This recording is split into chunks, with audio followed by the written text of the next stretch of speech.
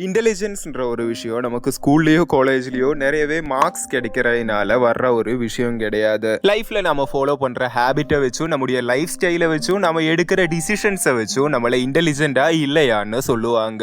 And எல்லாருமே இன்டெலிஜென்டான்னு கேட்டா கண்டிப்பா அது கிடையாது. பட் இன்டெலிஜென்ட் ஆக முடியுமான்னு கேட்டா கண்டிப்பா முடியும். நார்மலா நம்ம சில பழக்கங்களை கண்டினியூஸா ஃபாலோ பண்ணா நம்மள இன்டெலிஜென்ஸ்னு சொல்லுவாங்க. ஆனா இன்னைக்கு இன்றைய வீடியோல நம்முடைய இன்டெலிஜென்ஸை பாழாக்குற சில பழக்கங்களை பத்தி பார்க்கலாம். நம்ம எல்லாருக்கும் ஆல்ரெடி சில பழக்கங்கள் இருக்கும். அண்ட் அது தெரிஞ்சோ தெரியாமலோ நம்ம அதை ஃபாலோ பண்ணிட்டு இருப்போம். அண்ட் இதுல சில பழக்கங்கள் நம்முடைய இன்டெலிஜென்ஸை குறைச்சிடும். நம்முடைய லெவல் இவ்வளோதான்னு சொல்லிட்டு நம்முடைய தாட்ஸுக்கு ஒரு லிமிட் வச்சிடும். ஸோ இப்போ சொல்ல போற லிஸ்டில் இருக்கிற பழக்கங்களை நீங்க ஃபாலோ பண்றதா இருந்தா இதை விடுறது மூலம் இன்டெலிஜென்ட் ஆகலாம். ஸோ பாயிண்ட்குள்ள போல நம்பர் 1 கிரிட்டிசைசிங் அதர். அடுத்தவங்களை கிரிட்டிசைஸ் பண்றது, அதாவது விமர்சிக்கிறது யாருமே வேணும்னு சொல்லி பண்ண மாட்டாங்க. அது தானா நடக்கிற ஒரு விஷயம். அதாவது தன்னைத்தானே ப்ரொடெக்ட் பண்றதுக்காக பண்ற ஒரு விஷயம். ஸோ இதைத்தான் நிறைய சைக்காலஜிஸ்ட் ப்ரொடெக்டிவ் ஸ்ட்ராட்டஜின்னு சொல்றாங்க. அதாவது நமக்கு இருக்கிற பயத்தையும் தாட்ஸையும் காப்பாத்திக்கிறதுக்காக அடுத்தவங்களை குறை சொல்றது. அடுத்தவங்களை குறை சொல்றதுனாலயோ விமர்சிக்கிறதுனாலயோ நாம கொஞ்சம் பெட்டர்ன்ற ஒரு ஃபீல் நமக்கு கிடைக்கும். சில பேர் அவங்களுடைய ஒர்க் எப்படி இருக்குன்னு சொல்லி நம்ம கிட்ட கேட்கும் போது அதை பார்த்து அனலைஸ் பண்ணி நம்முடைய ஒப்பீனியன் சொல்றது தவறான விஷயம் கிடையாது.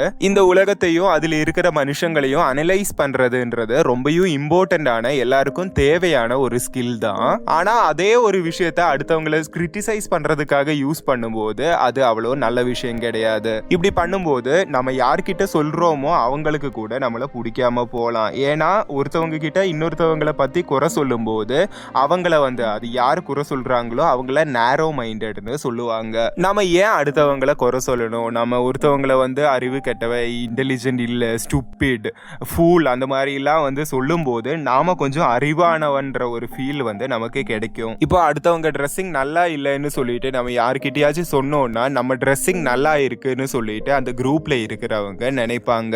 ஸோ அந்த ஒரு சிறுகிய தருணத்தில் நமக்கு அந்த ஒரு விஷயத்தினால கிரிட்டிசைஸ் பண்றதுனால கொஞ்சம் ஒரு ஹாப்பினஸ் கிடைச்சாலோ இல்லாட்டி ஒரு ப்ளஷர் கிடைச்சாலும் ஒரு லாங் ரன்ல இது நல்லா இருக்காது. ஸோ அதனால தான் அறிவுள்ளவங்க, புத்திசாலிங்க ஒருபோதும் மற்றவங்களை கிரிட்டிசைஸ் பண்றதுல டைமை ஸ்பெண்ட் பண்ண மாட்டாங்க. ஏன்னா இந்த மாதிரி கிரிட்டிசைஸ் பண்றது நம்முடைய டைம் அண்ட் எனர்ஜியை வேஸ்ட் பண்ற ஒரு விஷயம். ஏன்னா இவங்க இந்த மாதிரி கிரிட்டிசைஸ் பண்ணிட்டு இருந்தோம்னா அவங்களுடைய கோல் மேல, அவங்களுடைய இலக்கு மேல இருக்கிற அட்டென்ஷன் குறைஞ்சிடும். இந்த மாதிரி ஒரு சூழ்நிலை இருந்த என்னுடைய ஒரு ஃப்ரெண்டுக்கு நான் டோபமைன் டெட்டாக்ஸ்னு சொல்லிட்டு ஒரு புக் ரெக்கமெண்ட் பண்ணியிருந்தேன். அவனுக்கு அது படிக்கிறதுக்கான டைம் இல்லைன்னு சொல்லிட்டு அவன் குக்கு எஃப்எம் அப்ளிகேஷன்ல தான் இதோட ஃபுல் புக் சம்மரி கேட்டிருந்தான். டோபமைன்னா என்ன, அதை சரி கட்டி நம்முடைய செயல்திறனை எப்படி இம்ப்ரூவ் பண்ணுறது, இந்த மாதிரியான நிறைய விஷயங்களை இந்த புக்கில் சொல்லியிருப்பாங்க.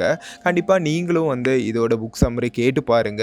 1 மணி நேரத்துக்கும் மேலே இருக்கு. QFM ஏன் ரெக்கமெண்ட் பண்ணுறேன்னா இதுதான் இந்தியாவிலேயே லீடிங் ஆடியோ புக் பிளாட்ஃபார்ம். அது மட்டும் இல்லாமல் இவங்க நம்முடைய சப்ஸ்கிரைபர்ஸுக்காக 250 மெம்பர்ஸுக்காக ஒரு ஸ்பெஷல் கூப்பன் கோடும் கொடுத்துருக்காங்க. அக்ஷய் 15ன்ற இந்த ஒரு கூப்பன் கோடு நீங்கள் யூஸ் பண்ணுறதா இருந்தால் 1 இயருக்கு இதில் எல்லா லாங்குவேஜஸ்லேயுமே உங்களால் ஆக்சஸ் பண்ணிக்க முடியும். 1000+ hours of audio books and book summaries எல்லாமே ஆக்சஸ் பண்ணிக்க முடியும். 399 rupees ஓத்தான கண்டென்ட் உங்களுக்கு அக்ஷய் 15ன்ற கூப்பன் கோடு யூஸ் பண்ணும்போது 199 rupeesக்கே கிடைக்கும். ஸோ தவற விட்டுடாதீங்க.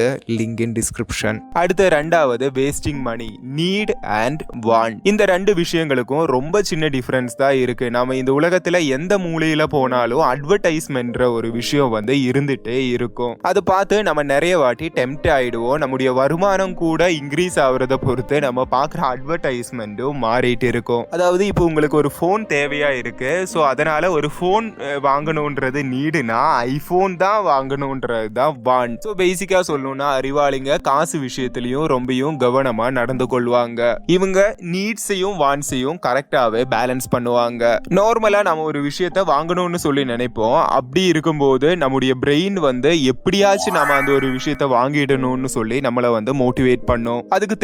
அதுக்கான காசு நம்ம கிட்ட இல்லாட்டியும் அதுக்கு தேவையான இஎம்ஐ லோன்ஸ் என்னெல்லாம் இருக்குன்னு சொல்லி நாமளே சர்ச் பண்ணுவோம். அதுக்கப்புறமா அந்த லோன் கம்பெனிக்காரங்க நம்மளை சேஸ் பண்ணிட்டே இருப்பாங்க.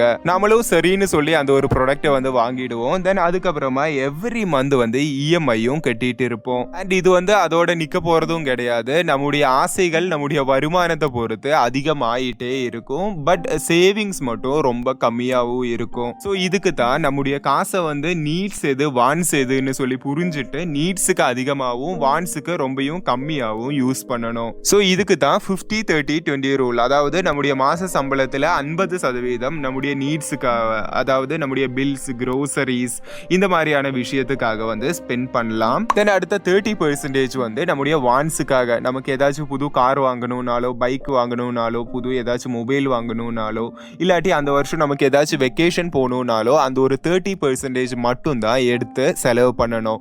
தென் அடுத்த 20% வந்து நம்முடைய சேவிங்ஸ் அண்ட் இன்வெஸ்ட்மெண்ட். ஸோ இதுதான் பேசிக்கான ரூல். ஸோ இந்த ஒரு விஷயத்தை கண்டிப்பா கடைபிடிங்க.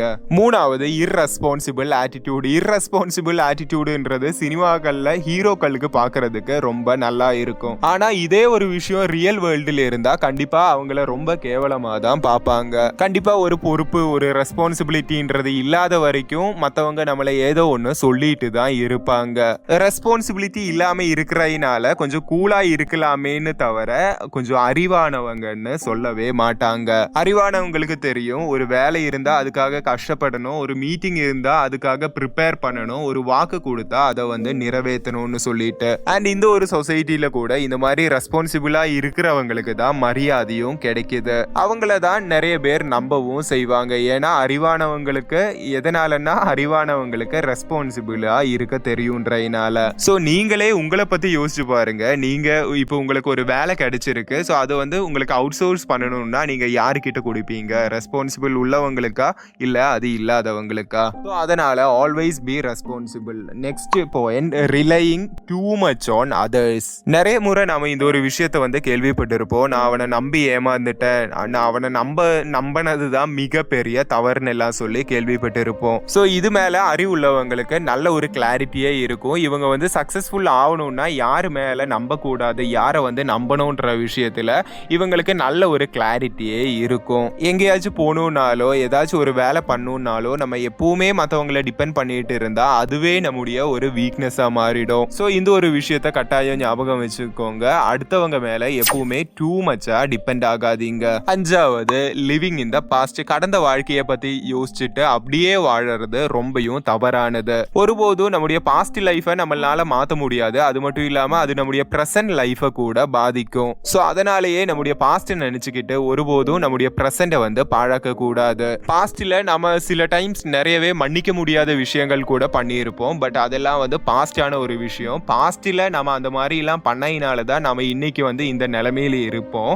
ஸோ நம்முடைய ஃபியூச்சரை வந்து சேஞ்ச் பண்ணணும்னா நம்ம இந்த டைம்ல பிரசன்ட்ல நல்ல விஷயங்கள் பண்ண தொடங்கணும். அதாவது பாஸ்ட் விட்டுட்டு பிரசன்ட்டுக்கு வந்து ஃபியூச்சரை பில்ட் பண்ணணும். Number 6, underestimating yourself. அறிவானவங்களை பாருங்க, அவங்களுக்கு ஏதாச்சும் ஒரு விஷயம் தெரிஞ்சதுன்னா அது தெரியும்னு சொல்லுவாங்க. ஒரு விஷயம் அவங்களுக்கு ஆர்வம் இருந்து அது மட்டும் தெரியாதுன்னா அதை தெரிஞ்சுக்கிறதுக்கும் ட்ரை பண்ணுவாங்க. அவங்க எந்த வேலை செஞ்சுட்டு இருந்தாலோ அவங்களுக்கு அதில் ஆர்வம் இருக்கிற முறையில் அது அவங்களுக்கு தெரியலைன்னா அதை தெரிஞ்சுக்கிறதுக்கு ட்ரை பண்ணுவாங்க. அது இல்லாமல் செல்ஃப் டவுட்டோட அவங்க மேலேயே அவங்களுக்கு கான்ஃபிடன்ஸ் இல்லாமல் அதை வந்து விட்டுட்டு வர மாட்டாங்க. ஸோ அதுக்கு தான் செல்ஃப் டவுட்ன்ற ஒரு விஷயம் வேண்டாம். இதனால நம்முடைய எபிலிட்டிஸை நாமளே குறைச்சு காணக்கூடாது. அடுத்தது, ரிலையிங் ஆன் லக். நம்ம எந்த ஒரு விஷயத்துலவா இருந்தாலும் சக்ஸஸ் ஆகணும்னா 99% ஒர்க் அண்ட் 1% லக். இதுதான் ஃபார்முலா. லக்குன்ற ஒரு விஷயத்த நம்மளால பிளான் பண்ண முடியாது, அதுவா நடக்கணும். இந்த லக்குன்ற ஒரு விஷயம் எப்போ நமக்கு அதிகமா நடக்கும்னா நம்ம ஒர்க் மேல ஃபோக்கஸ் பண்ணும்போது தான். லக்குன்ற ஒரு விஷயம் இருக்கணும் தான், பட் அதுவே நம்முடைய வாழ்க்கையை மாத்தும்னு எல்லாம் சொல்லி நினைச்சிட்டு இருந்தோம்னா கண்டிப்பா விடிஞ்சிடும். ஸோ அதனால தான் அறிவானவங்க வந்து ஒருபோதும் லக்கை மட்டும் நம்பிட்டு இருக்க மாட்டாங்க. அது இல்லாம அவங்களுடைய பிசினஸ் ஐடியாஸ், அவங்களுடைய ஸ்ட்ராட்டஜிஸ், அவங்களுடைய கோல்ஸை வந்து நம்புவாங்க. சக்சஸை நோக்கி ஹார்ட் ஒர்க் பண்றவங்களுக்கு, நான் முன்னுக்கு போனோம், நல்ல நிலைமைக்கு வரணும்னு சொல்லி அது மேல ஒர்க் பண்றவங்களுக்கு தான் இந்த லக்குன்ற ஒரு விஷயமும் கிடைக்கும். Number 8, making enemies. நம்ம கூட சேராதவங்களுக்கு, நம்மளை பிடிக்காதவங்களை விட்டு விலகியே இருக்கிறது ரொம்பவும் நல்லது. அறிவானவங்க ஒருபோதும் எப்பவும் யாரையும் பகைச்சிக்க மாட்டாங்க. அடுத்தவங்க எப்படிப்பட்டவங்களானாலும் அவங்க கிட்ட எப்படி பேசணுன்றத இவங்க வந்து கண்டிப்பா புரிஞ்சு வச்சிருப்பாங்க. எல்லாருக்கிட்டையும் கோஆர்டினேட் பண்ணி ஒர்க் பண்றதுக்கான ஒரு திறமை வந்து இவங்களுக்கு இருக்கும். நம்ம மேல காம்படிட்டிவ் தாட்ஸ் உள்ளவங்க கிட்ட நம்ம வந்து அவங்கள வந்து எனிமி ஆக்கணும்ன்றது கிடையாது. பட் கொஞ்சம் சாஃப்ட் ஸ்கில்ஸ் நம்ம யூஸ் பண்ணோம்னா அவங்க கிட்ட கூட கூலா நமக்கு வந்து பேசலாம். Number number 9 dropping ideas. அடுத்தவங்க மேல அதிகமா டிபெண்ட் ஆகக்கூடாதுன்னு சொல்லி நம்ம முன்னாடி சொன்னோம். அதே மாதிரி அடுத்தவங்களுக்காக நம்முடைய ஐடியாஸையும் ட்ராப் பண்ணக்கூடாது. ஐடியாஸை அடிக்கடி மாத்திட்டே இருக்கோம்னா நம்ம வீட்டில் இருக்கிறவங்க கூட நம்மளை வந்து சீரியஸா பார்க்க மாட்டாங்க. அதே டைம்ல ஒரு ஐடியா மேல நம்ம ரொம்பவும் உறுதியா இருக்கோம்னா அதை எப்படியாச்சு செஞ்சிடணும். அதை எக்ஸிக்யூட் பண்ணி அதுல ஃபெயில் ஆயிட்டோம்னா ஃபெயிலியரை விட பெரிய லெசன் வேற எதுலயும் கிடையாதுன்னு கத்துக்கணும். அதை விட்டுட்டு அந்த ஐடியாஸை மாத்திட்டே போனோம்னா நமக்கு நம்ம மேலேயே சீரியஸ்னஸ்ன்றது இருக்காது. அதுக்கு தான் இன்டெலிஜென்டான பீப்புள் அவங்க ஐடியா மேல ரொம்பவும் கான்ஃபிடென்ட்டா இருப்பாங்க. எத்தனை தான் டிஃப்ரெண்டான ஒப்பீனியன்ஸ்லாம் வந்தாலும் இவங்களுடைய ஐடியாஸ் மேல ஒர்க் பண்ணுவாங்க. 10வது அன்ரியலிஸ்டிக் எக்ஸ்பெக்டேஷன். ஐடியாஸ் இருக்கணுமே தவிர அது வந்து ரொம்பவும் அன்ரியலிஸ்டிக்கா இருக்கக்கூடாது. நம்ம கிட்ட இருக்கிற டைம், நம்ம கிட்ட இருக்கிற ரிசோர்சஸ், அதை வச்சு என்ன பண்ண முடியுமோ அதை வந்து பண்ணணும். அதை விட்டுட்டு ஒரு ஸ்பூன் சர்க்கரையில 10 கிலோ ஸ்வீட்ஸ் பண்ணணும்னு நினைக்க கூடாது. நம்முடைய கோல்ஸ் மேலவா இருந்தாலும் அடுத்தவங்க மேலவா இருந்தாலும் எக்ஸ்பெக்டேஷன்றது ரியலிஸ்டிக்கா இருக்கணும், அன்ரியலிஸ்டிக்கா இருக்கக்கூடாது. ஸோ எனிவே இவ்வளோ விஷயங்கள் தான் இன்றைய வீடியோவில் உங்ககிட்ட பகிர்ந்து கொள்ளணும்னு நினச்சேன். ஸோ இந்த பாயிண்ட்ஸ் எல்லாமே கண்டிப்பாக ஃபாலோ பண்ணுங்க. நம்ம லைஃப்பில் ஒரு மிகப்பெரிய மாற்றமே வந்து உருவாகும். So thank you so much for வாட்சிங். It's me Akshay. நான் உங்கள் கேரளா தம்பி. Stay grounded. Bye all.